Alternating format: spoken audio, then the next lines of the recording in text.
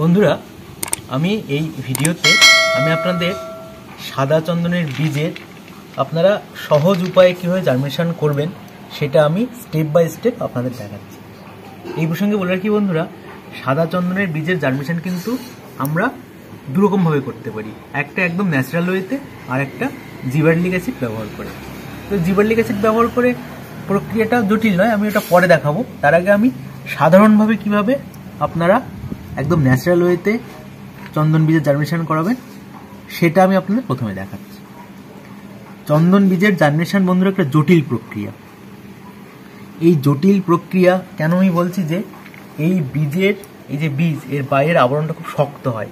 এই শক্ত আবরণ ভেদ করে এর জার্মিনেশন হতে একটা সময় সাপেক্ষ ব্যাপার।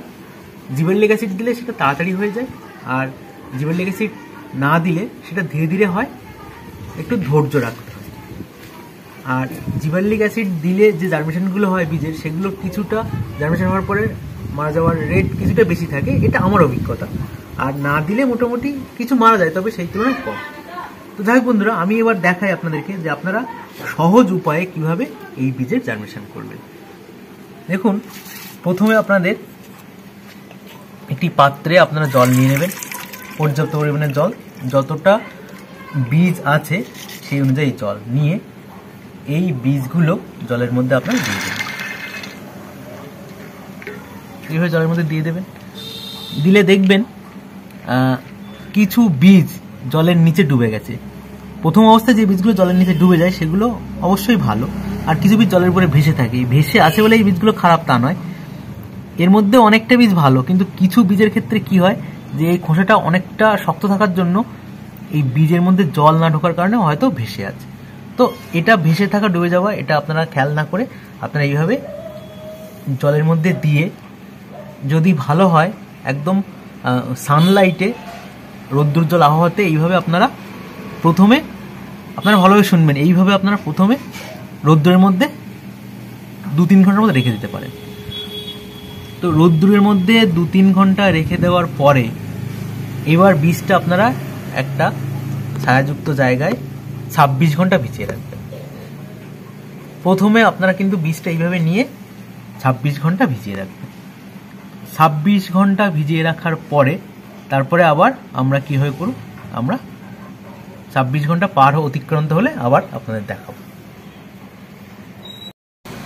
ধরুন বন্ধুরা, আমরা ধরে নিচ্ছি এইভাবে ভিজানো অবস্থায় 26 ঘন্টা অতিক্রান্ত হয়ে গেছে। 26 ঘন্টা মোটামুটি আপনারা 25 থেকে 30 ঘন্টা এরকম একটা গড় করে ভিজিয়ে রাখবেন। ধরুন 26 ঘন্টা আপনারা ভিজিয়ে রেখেছিলেন, তারপরে আমরা একে জল শূন্য করে নেব।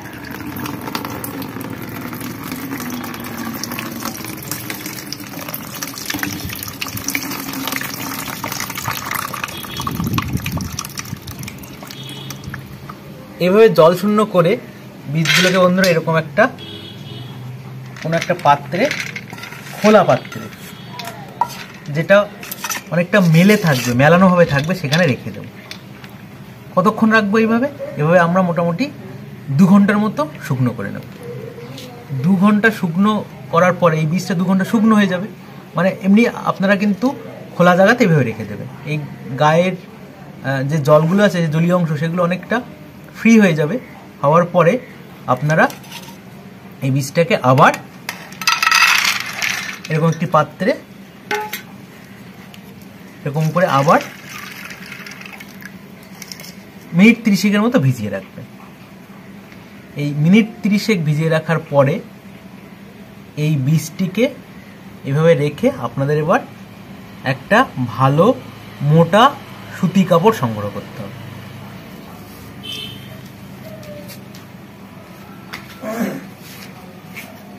দেখুন বন্ধুরা, এরকম একটা মোটা সুতি কাপড় সংগ্রহ করবেন। এই কাপড় যত মোটা হবে তত ভালো।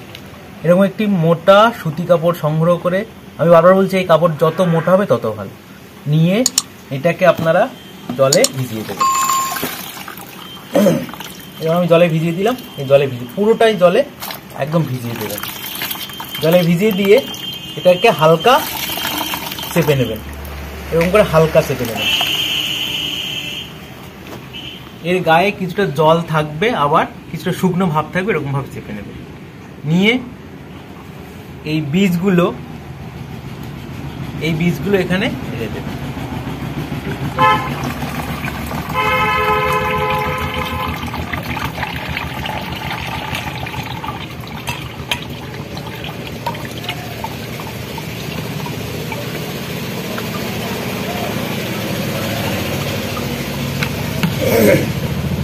বীজগুলো এখানে ঢেলে দিয়ে আপনারা এরকম একটি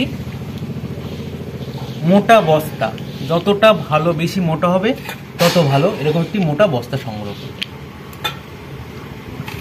মোটা চটের বস্তা, বন্ধুরা বারবার বলছি, চটের বস্তা সংগ্রহ করবেন। করে এই যে বীজের অংশটা যেটা আপনারা জল শূন্য করেছিলেন সেটা এখানে এনে এরকম ভাবে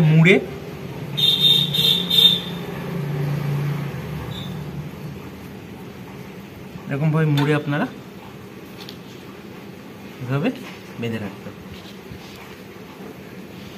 এভাবে শক্ত করে একটা দড়ি দিয়ে বেঁধে রাখতে হবে।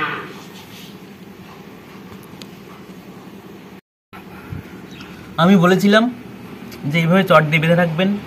বন্ধুরা, এটা আমি আপনাদের একটা ডেমো সেশন দেখাচ্ছি। পুরো প্রক্রিয়াটা কমপ্লিটলি দেখাতে গেলে অনেকটা সময় সাপেক্ষ। আমি জাস্ট আপনাদের আরেকবার বলে দিচ্ছি। প্রথমে কি করবেন, চন্দন বীজ সংগ্রহ করবেন, একটা পাত্রে রাখবেন, রেখে সেটা রৌদ্রোজ্জ্বল আবহাওয়াতে একটা পাত্রের মধ্যে 2-3 ঘন্টার মধ্যে ভিজিয়ে রাখবেন। ওই পাত্রের পরে ঠান্ডায় একটা ছায়া জায়গায় রেখে দেবেন, সেখানে 26 ঘন্টার মতো জলে ভিজিয়ে রাখবেন। সেখান থেকে তুলবেন, তুলে সেটাকে এরকম একটা পাত্রে আবার 1 ঘন্টার মতো কিছুটা জল শূন্য করে, মানে জলটা যাতে শুকিয়ে যায় এরকম করে নেবেন। এরপরে ওই বীজটা আবার এরকম পাত্রে আবার 30 মিনিট মতো ভিজিয়ে রাখবেন। রাখার পরে সেটা একটা কাপড় দিয়ে মুড়ে বেঁধে চটের মধ্যে এইভাবে বেঁধে রেখে দেবেন। এইভাবে বেঁধে রাখবেন কতদিন? এইভাবে দেখুন, যেহেতু আমি এখানে জিবারলিক অ্যাসিড ব্যবহার করিনি, জিবারলিক অ্যাসিড ব্যবহার না করলে চন্দন গাছের জার্মিনেশনে একটু দেরি হয়, চন্দন বীজের জার্মিনেশনে দেরি হয়। প্রথম দিকে আপনারা 3 দিন পর পর খুলে দেখবেন, 3 দিন পর পর খুলে দেখবেন। আর একটা জিনিস মনে রাখবেন যে এই ব্যবস্থাতে সব থেকে বেশি ডিপেন্ড করে চন্দনের জার্মিনেশন কতটা ভালো হবে ওই যে কাপড়টা, ভিতরে যে কাপড়টা, এই যে এর ভিতরে যে কাপড়টা, ভিতরের যে কাপড়টা, এই কাপড়টা কিন্তু শুকিয়ে যাবে মাঝে মাঝে। আপনাদের কি করতে হবে, 2 দিন 3 দিন পর পর খুলে এই কাপড়টা হালকা জলে এরকম করে জল নিয়ে হালকা এরকম করে জলের ছিটা দিয়ে ভিজিয়ে রাখতে হবে। ভিজিয়ে রেখে কিন্তু এই কাপড়টা শুকনো ভেজার পরে অনেকটা ডিপেন্ড করে চন্দন বীজের জার্মিনেশন কত ভালো হবে। বেশি শুকিয়ে গেলে যেমন সমস্যা, বেশি ভিজে থাকলে তেমনি সমস্যা। এটা আপনারা মেনটেন করবেন। দেখবেন যে এভাবে 3 দিন পর পর খুলে আপনি দেখবেন বীজের জার্মিনেশন হচ্ছে কিনা। দেখবেন কিছুদিন পরে আস্তে আস্তে জার্মিনেশন শুরু হয়েছে। কেমনভাবে জার্মিনেশন হবে বীজের ঠিক দেখুন।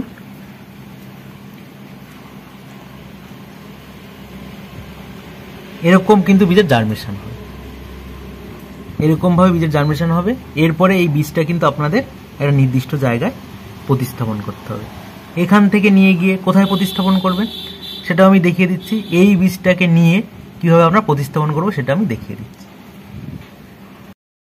এরকম একটা স্যান্ড বেড আপনারা করে রাখবেন। দেখুন এই যে এরকম একটা স্যান্ড বেড, বালি নিয়ে এর উপরে হালকা জল দিয়ে বালিটাকে ভিজিয়ে রাখবেন। রাখার পরে দেখুন লাঠি দিয়ে এই বীজটাকে এখানে প্রতিস্থাপন করবো। এরকমভাবে বীজটাকে নিয়ে এখানে আমরা এইভাবে প্রতিস্থাপন করে দেব। বালির মধ্যে দিয়ে হালকা ভিতরে দিয়ে এই অংশটাকে এরকমভাবে দিয়ে এরপরে আবার হালকা জল দিয়ে দেবো। এই চারাটা যখন বড় হবে, দেখুন এখানে কিছু চারা বড় হয়েছে, এই চারাটা যখন বড় হবে সেই চারাটা এখান থেকে, দেখুন এই চারাটা এখান থেকে আমরা এরকমভাবে তুলবো। এইটা দেওয়ার পর একসময় এটা বড় হবে, এখান থেকে তুলে নিয়ে আমরা এখানে যেমন একটা, দেখুন এখানে একটা চন্দন গাছ মারা গেছে, এরকম একটা পাত্রে আমরা প্রতিস্থাপন করব। এরকম মাটির পাত্র আপনারা করে রাখবেন আগে,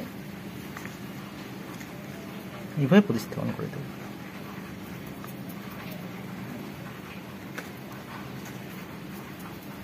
ধীরে ধীরে ধীরে ধীরে এখানে বাড়তে শুরু করবে। এরপরে যখন এই গাছটা 1 ফুটের মতো হবে তখন এখান থেকে আপনারা 1 ফুটের মতো হলে বন্ধুরা 1 ফুট হলে আপনারা যেখানে মাঠে লাগাবেন সেখানে লাগিয়ে দেবেন। তো এইভাবে বন্ধুরা আপনারা পুরো প্রক্রিয়াটা এইভাবে কমপ্লিট করবেন। এইভাবে করলে কিন্তু আপনাদের চন্দন গাছের জার্মিনেশন থেকে শুরু করে তারপরে মাঠে লাগানো পর্যন্ত সব কিছু ভালোভাবেই হবে। তো পুরো প্রক্রিয়াটা আমি একটা ডেমো করে অর্থাৎ কিছু প্রতীকী ভাবে ব্যবহার করে এগুলো আপনাদের বোঝানোর চেষ্টা করলাম। বন্ধুরা যদি ভালো লাগে অবশ্যই আপনারা কমেন্ট করে জানাবেন। আর এই রিলেটেড কোনো অসুবিধা হলে এই ভিডিও ডিসক্রিপশনে একটা লিঙ্ক দেওয়া থাকবে, সেই লিঙ্কে একটা হোয়াটসঅ্যাপ গ্রুপ আছে, সেখানে গিয়ে আপনারা জানাতে পারেন। আপনারা সবাই খুব ভালো থাকবেন। সকলকে অসংখ্য ধন্যবাদ। Thank you.